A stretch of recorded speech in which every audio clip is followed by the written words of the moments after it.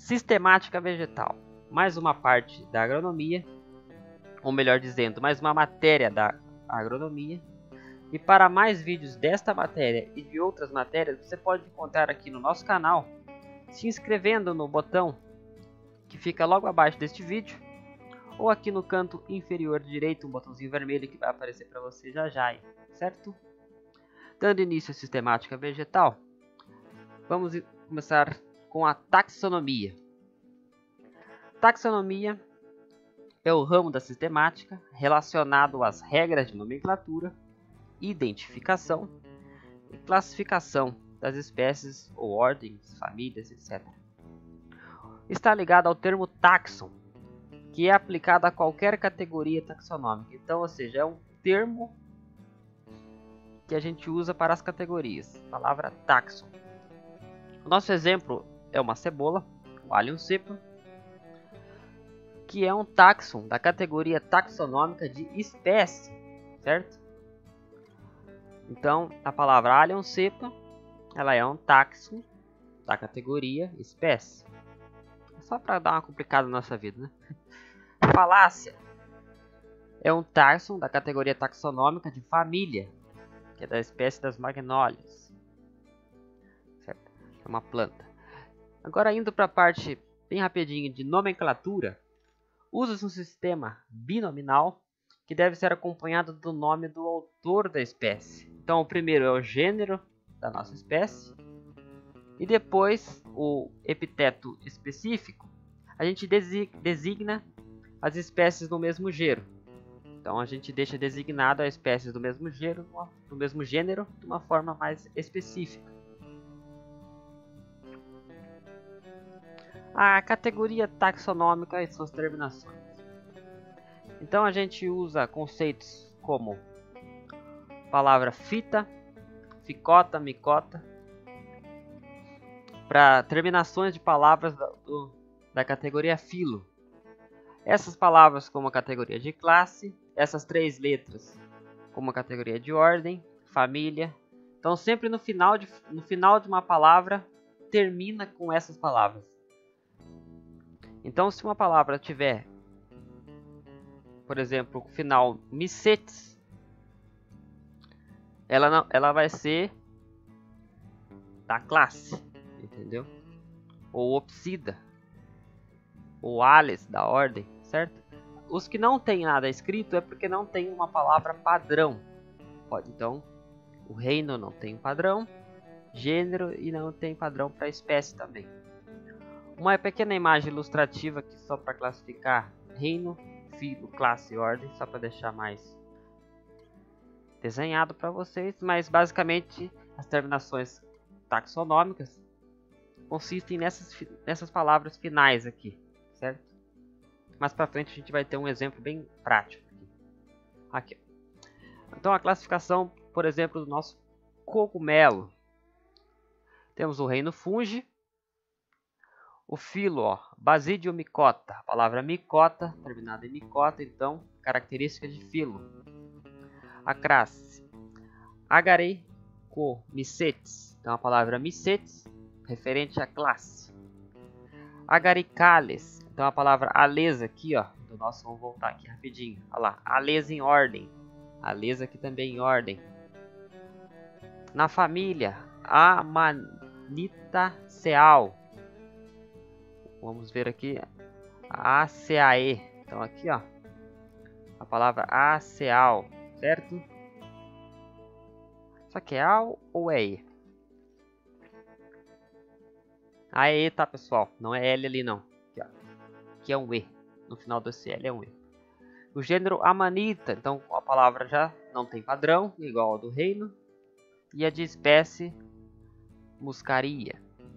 Então só na família aqui o ACAO é o E, tá? Aqui no lugar do L é a letra E. Um lugar ótimo para vocês consultar nomes científicos, não vai ter erro. Às vezes para fundo de pesquisa você não consegue pesquisar o nome corretamente. Temos aqui, separamos 3 sites,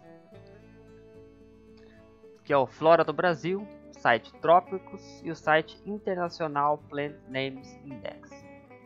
Esses três aqui podem confiar nas palavras aqui. Você tem um sistema de busca bem prático. Você pode definir por espécie, ordem, se é angiosperma, gimnosperma, tudo certinho. Esses sites vão ajudar vocês a localizar os nomes corretos, certo? Às vezes a internet, o Google em si não consegue fornecer ou erra uma letra, alguma coisa, aqui está corretamente. O sistema de classificação. Então temos o sistema de classificação na sistemática, que é o artificial, que você simplesmente olha a planta pessoalmente, a olho nu, certo? O sistema natural, que já reflete algum tipo de parentesco entre plantas, e o filogenético, que já reflete muitas características, como química, biológico, genética. Já é um sistema um pouco mais avançado. Um pequeno bônus, mas é informativo, falamos do jardim botânico, que é uma coleção de plantas vivas, ou seja, tipo um museu com plantas vivas de todas as espécies. E o herbário, que tem o mesmo conceito, tipo um museu, só que com plantas secas, né? De todas as espécies conhecidas. No jardim botânico eu acho que é mais difícil você encontrar todas as espécies no lugar só. No herbário com certeza você encontra. Vamos aqui então juntar tudo numa coisa só. O fungo. Então, micologia é a área da ciência envolvida com o estudo de fungos. Nada muito difícil.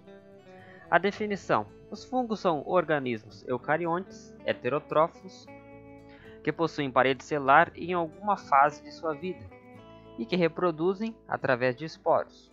O termo fungo, no sentido amplo, é aplicado a organismos pertencentes ao reino Fungi e ao reino Protista.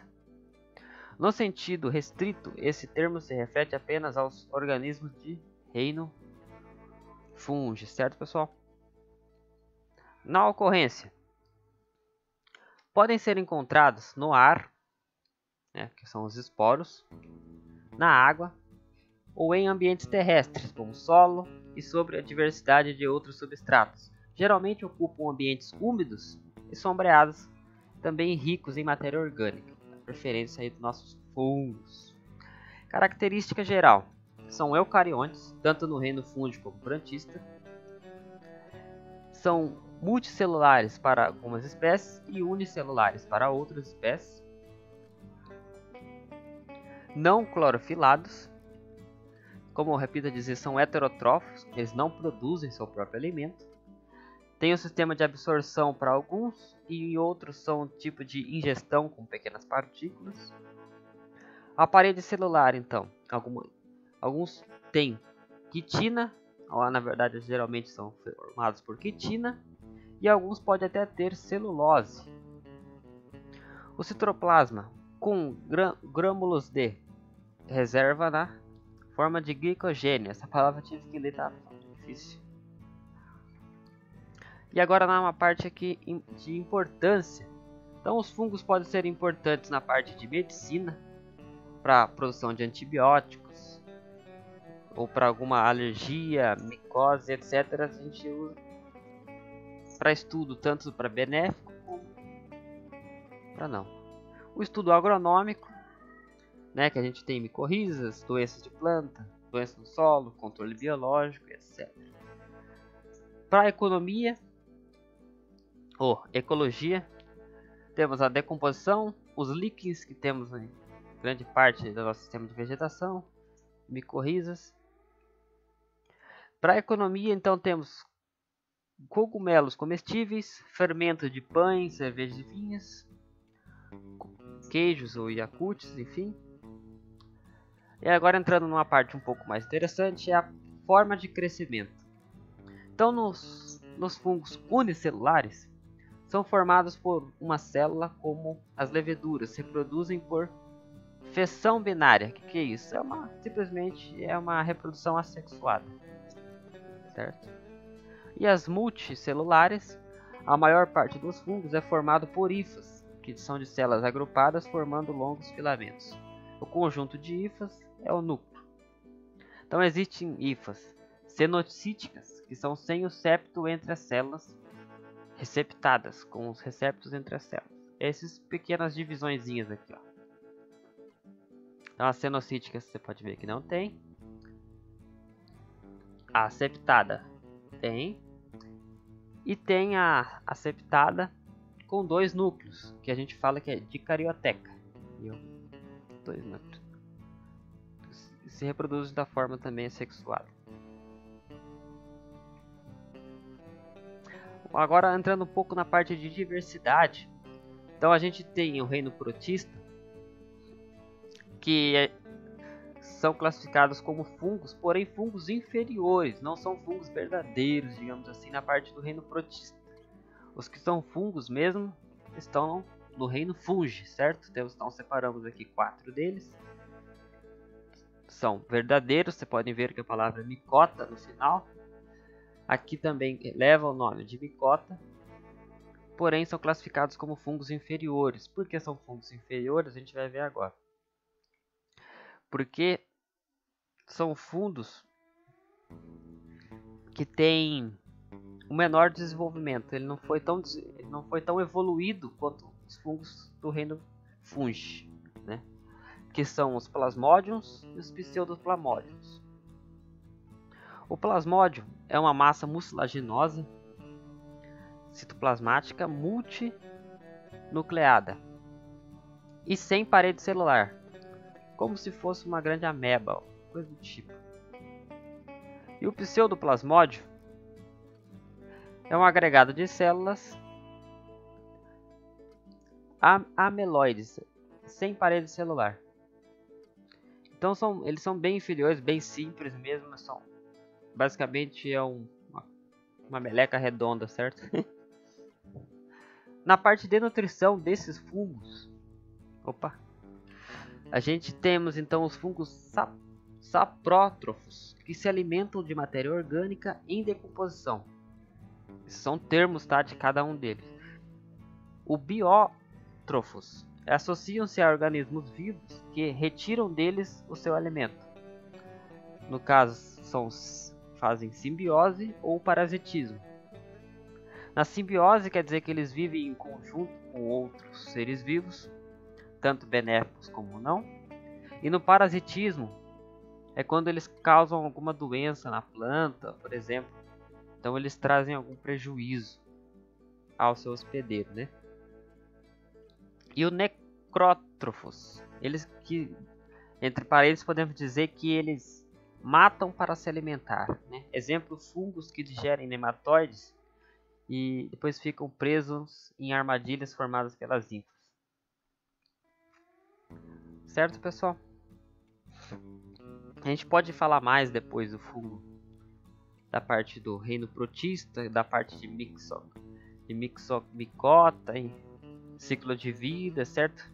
De como que ele é formado, assim, com mais imagens ilustradas, só que vai ficar no próximo vídeo. Esse foi mais uma introdução mesmo, a gente falou um pouco dos fungos também. Agradeço se ficou até aqui, né? E até mais.